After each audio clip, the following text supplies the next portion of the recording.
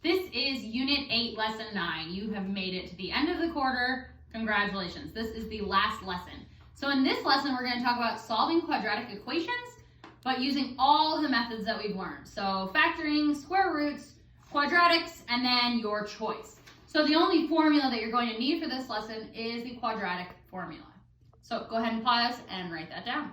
And then we'll go on over here. So for this very first one, this is in the factoring section, so we already know we're going to need to factor it. First thing we need to do is get it in this format. So we need to move that 26x over.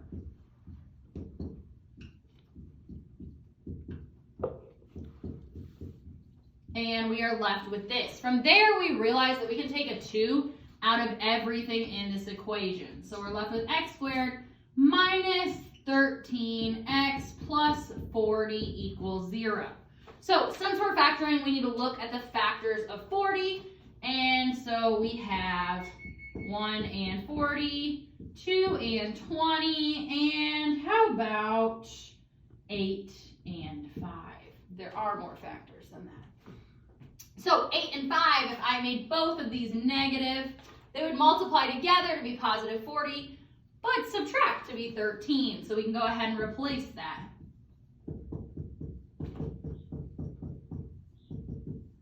And then we can group these and pull out what they all have in common.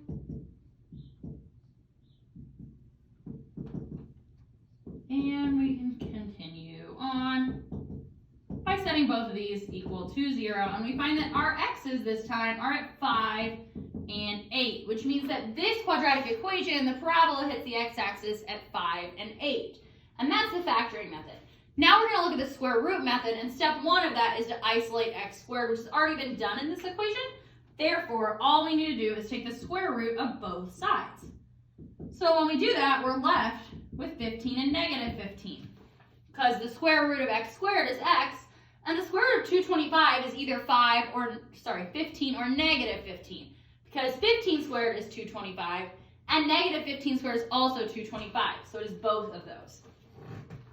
The next method we're going to look at is the quadratic formula method. And so we use that because 4 and negative 5 come together to be negative 20. But my factors of that are 4 and 5, 1 and 20, 2 and 10. Those will never become negative 6. Therefore, we're going to plug it into the quadratic equation. And when we do that, it's going to look like this.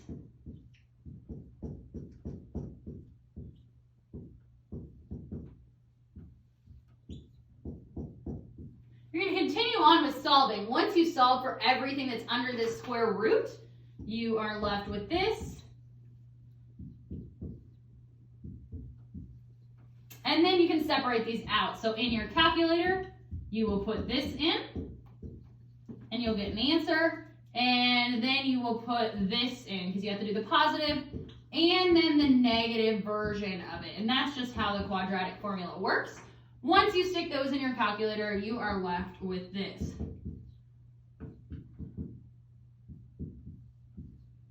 And that is where this parabola hits the x-axis.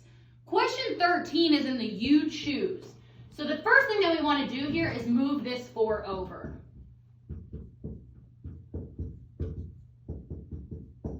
And now the easiest thing to do would be the square root method. But we can't do that because we have a b term. So then we want to look at factoring. So 1 times negative 4 gives me negative 4. The factors of negative 4 are 1 and 4, 2 and 2. Those will never become negative 2. Which means we're stuck using the quadratic formula.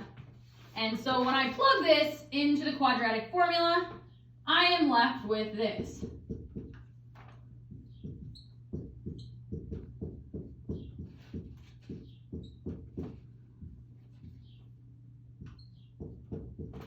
Okay.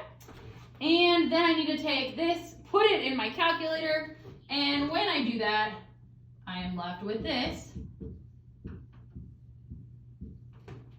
Then I need to take the positive version. And I need to take the negative version and stick both of those in my calculator, and I am left with 3.24, and negative 1.24. So what we've covered today is all of the methods for solving a quadratic equation. We've looked at the square root method, we've looked at factoring, and we've looked at the quadratic formula. So you can do the quadratic formula on every single one of these. It just takes a lot longer.